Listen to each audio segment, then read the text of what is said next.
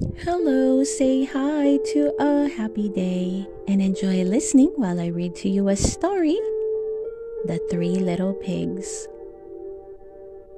Once upon a time, there were three little pigs. They lived at home with their mother, but as the years passed by, they grew bigger and bigger, and soon it was time for them to find homes of their own.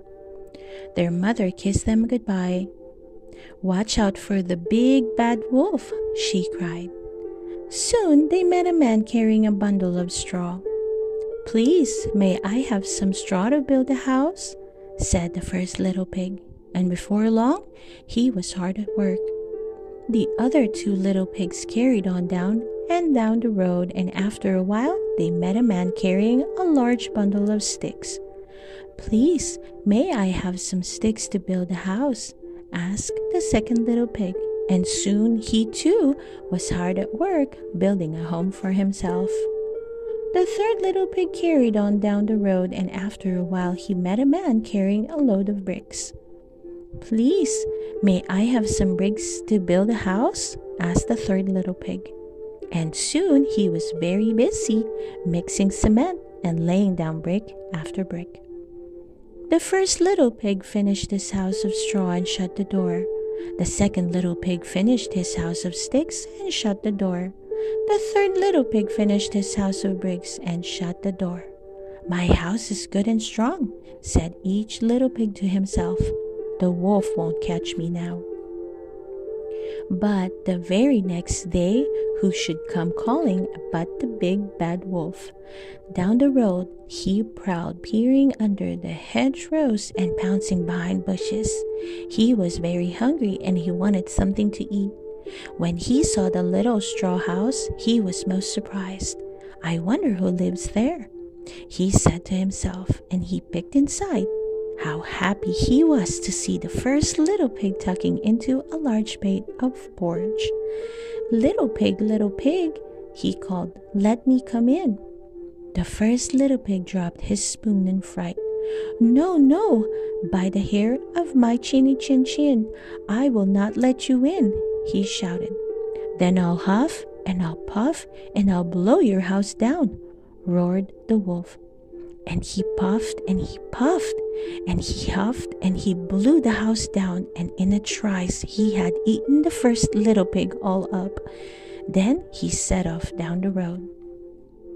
Soon he saw the house of sticks, and how delighted he was when he spotted the second little pig sipping at a nice cup of tea.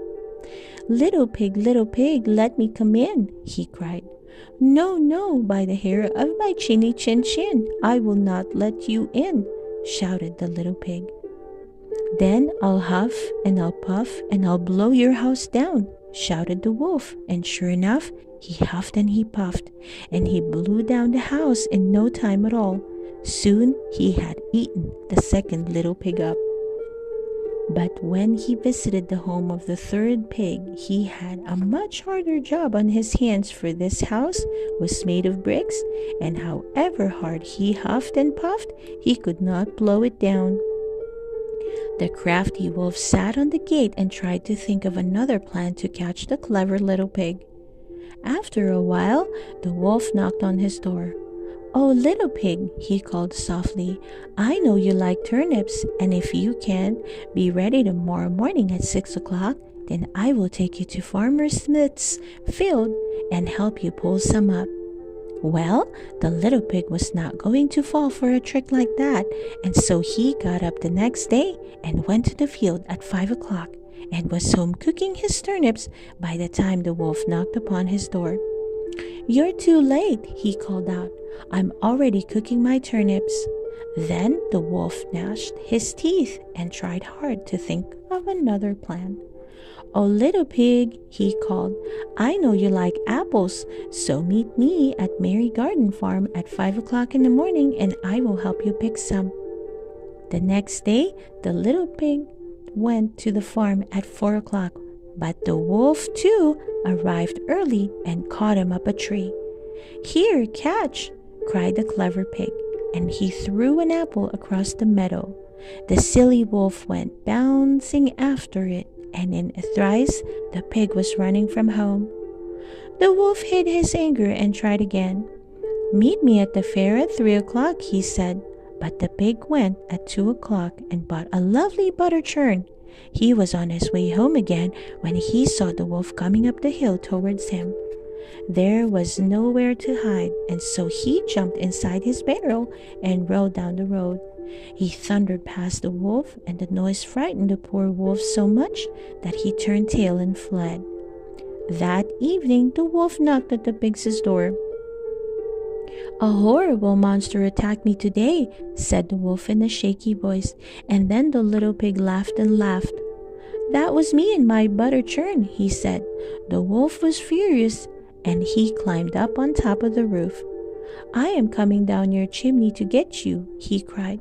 Quickly, the pig put a large pot of water on his fire, and as the wolf scrabbled down the chimney, it boiled up, and good and hot. Splash! The wolf fell in the scalding water and was dead at once. But the pig lived happily ever after. The end. I hope you enjoyed listening to the story, The Three Little Pigs. Please don't forget to hit that like button and subscribe to listen to more of our favorite book stories. See you soon!